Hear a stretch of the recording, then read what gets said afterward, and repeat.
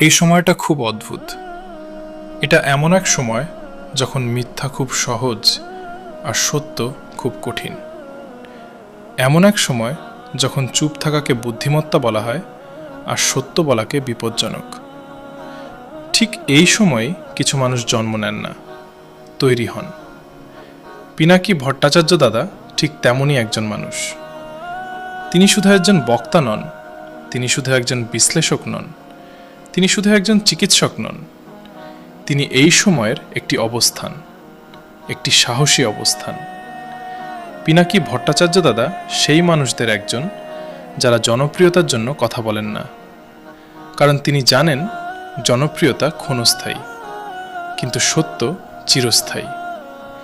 তিনি জানেন যে সত্য বলবে সে একদিন না একদিন একা হবে, তবু তিনি বলেন, কারণ তিনি ভয় পান না একাকিত্বকে, তিনি ভয় পান মিথ্যার সাথে আপোষকে। এই মানুষটার সবচেয়ে বড় গুণ, তিনি মানুষকে সম্মান দেন। তিনি ধরে নেন দর্শক বোকার দল নয়, তাই তিনি গালি দেন না, তিনি চেঁচামেচি করেন না, তিনি নাটক করেন না। তিনি যুক্তি দেন, তিনি ইতিহাস দেন, তিনি তথ্য দেন। আর এই কাজটাই সবচেয়ে বিপজ্জনক, কারণ যুক্তি মানুষকে ভাবতে শেখায়। একজন চিকিৎসক যেমন রোগীকে মিথ্যা আশ্বাস দেয় না, ঠিক তেমনি পিনাকি ভট্টাচার্য দাদা সমাজকেও মিথ্যা স্বস্তি দেন না। তিনি বলেন এইটা ভুল, এইটা অন্যায়, এইটা ভয়ঙ্কর। তিনি কাউকে খুশি করার চেষ্টা করেন না, তিনি কাউকে রাগানোর ভয় করেন না। তিনি আয়না ধরেন। এই আয়নায় আমাদের সমাজ, আমাদের রাজনীতি, আমাদের নীরবতা সব পরিষ্কার দেখা যায়।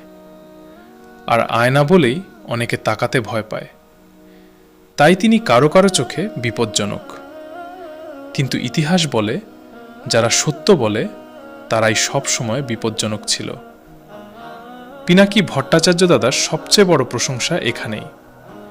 তিনি আমাদের শেখান ভয় ছাড়া ভাবতে। তিনি শেখান দেশপ্রেম মানে চুপ থাকা নয়, দেশপ্রেম মানে দেশটাকে সত্য বলা। তিনি শেখান নেতা ভুল করতে পারে, রাষ্ট্র ভুল করতে পারে, কিন্তু করতে পারে। কিন্তু নাগরিক যদি প্রশ্ন না করে, তাহলে ইতিহাস ক্ষমা করে না। এই শিক্ষা বইয়ে নেই, এই শিক্ষা আসে এমন মানুষদের কাছ থেকে। তিনি আজকের তরুণদের জন্য একটি মানসিক শক্তি। তিনি বলেন, একজন মানুষ একাই দাঁড়াতে পারে, একজন কণ্ঠ অনেক কিছু বদলাতে পারে। তিনি প্রমাণ করেন সাহস মানে পেশি নয়, সাহস মানে বিবেক।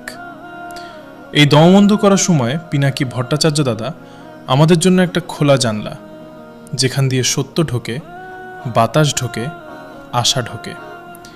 এই অন্ধকার সময়ে তিনি একটি বাতিঘর।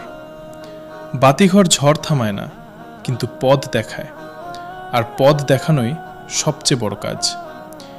ইতিহাস আমাদের শেখায় সত্য কখনো সংখ্যায় বেশি ছিল না, সত্য কখনো নিরাপদ ছিল না, কিন্তু সত্য সবসময় প্রয়োজনীয় ছিল। পিনাকি ভট্টাচার্য দাদা সেই প্রয়োজনীয় কণ্ঠ।